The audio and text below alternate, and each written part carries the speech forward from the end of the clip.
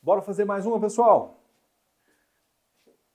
Dois itens de certo ou errado sobre leis de Newton. Essa aqui tem um nível um pouquinho acima, não quer dizer que é difícil. É uma pegadinha que é comum as pessoas caírem. E você não vai cair nessa pegadinha mais, tá? Dá uma olhada aqui.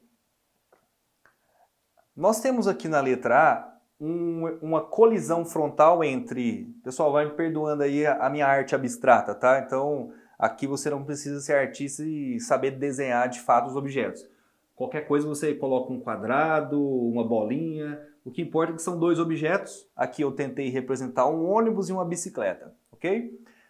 No momento em que um encosta no outro na colisão, a gente sabe que ocorrerá uma troca de forças.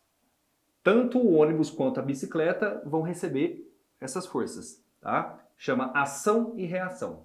Beleza. Representei pela setinha azul, essa azul aqui no ônibus, devido à bicicleta, e a da bicicleta devido ao ônibus. É uma troca, é um par de forças. Beleza. No momento da colisão, a bicicleta recebe uma força maior do que o ônibus. A gente sabe que ocorre essa troca.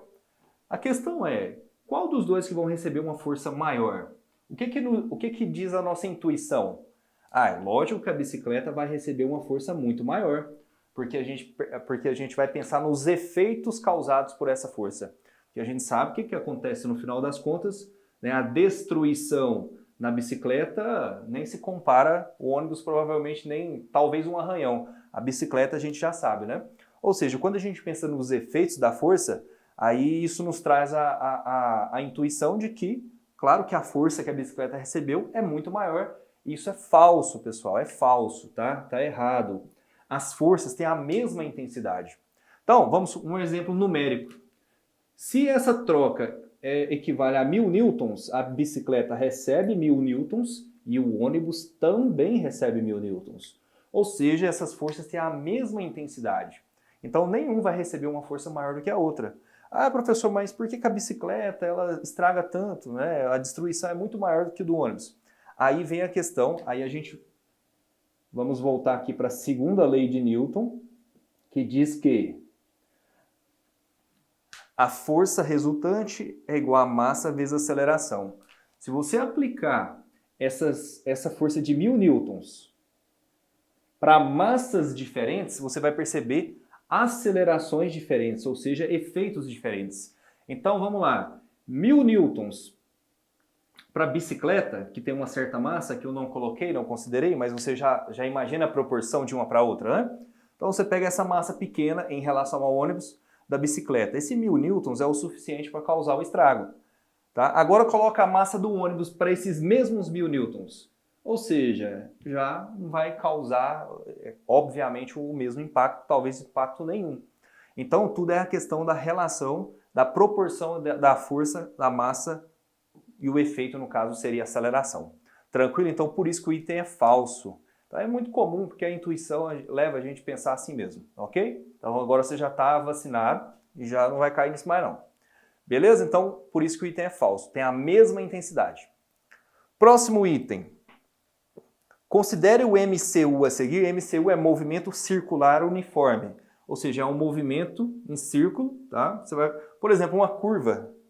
Tá? Uma curva de carro, o carro faz uma curva, isso é um movimento circular, ele tem um certo raio na trajetória, e o uniforme, porque ele vai manter a velocidade constante. Mas qual velocidade que é constante? É a velocidade tangencial, é o que está marcando o ponteiro do velocímetro. Então, o velocímetro ele vai manter o ponteiro fixo, não se move. Tá? Então, vamos supor 80 km por hora. Então ele vai fazer a curva sempre a 80 km por hora, aquela velocidade no velocímetro, ok? Beleza? Essa velocidade no velocímetro é chamada de escalar. Então, esse número 80 km por hora não vai mudar. Então você já entendeu a situação, né? Ok. Podemos afirmar que a aceleração é nula, ou seja, igual a zero, no intervalo em que o ponteiro do velocímetro não se move, ou seja, o ponteiro fixo.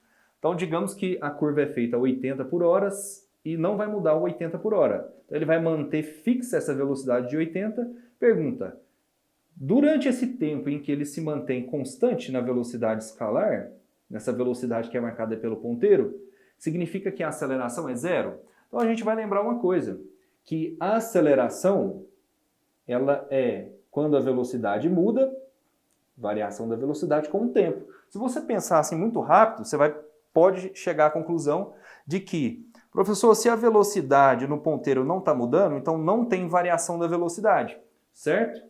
Não tem variação da velocidade. Se não tem variação da velocidade, vai dar zero, então o item é correto. Mas atenção, pessoal. A aceleração e a velocidade são grandezas vetoriais. Eu vou colocar a setinha aqui em cima. Ou seja, velocidade, como é vetorial, ela não é representada apenas pelo valor numérico. A direção e o sentido também você tem que levar em conta, certo? Então, se você analisar a trajetória, nesse primeiro momento, a velocidade vai ter essa direção e sentido aqui, ó.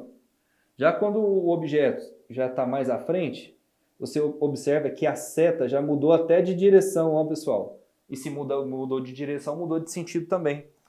Olha só, tá vendo que as setas são diferentes? Aqui então nem se fala, né? Olha aqui, mudou tudo. O tamanho da seta continua o mesmo, que equivale aos 80 por hora. O tamanho da seta, ou seja, o módulo, continua o mesmo. Só que quem disse que velocidade é só módulo, não é? Velocidade é módulo, direção que mudou e sentido que mudou também. E lembre-se, se mudar uma das coisas, significa que mudou a velocidade. Então, como ela mudou a direção e o sentido, então teve mudança na velocidade? Resposta, sim, teve mudança na velocidade. Se teve mudança na velocidade, vai ter aceleração. Então, vai ter aceleração sim. Então, esse item é falso também. Inclusive, essa aceleração, ela recebe o nome de centrípeta, porque pelo desenho dos vetores, ela vai apontar para o centro da curva. Tá bom? Então, é isso aí, galera. Até a próxima. Valeu!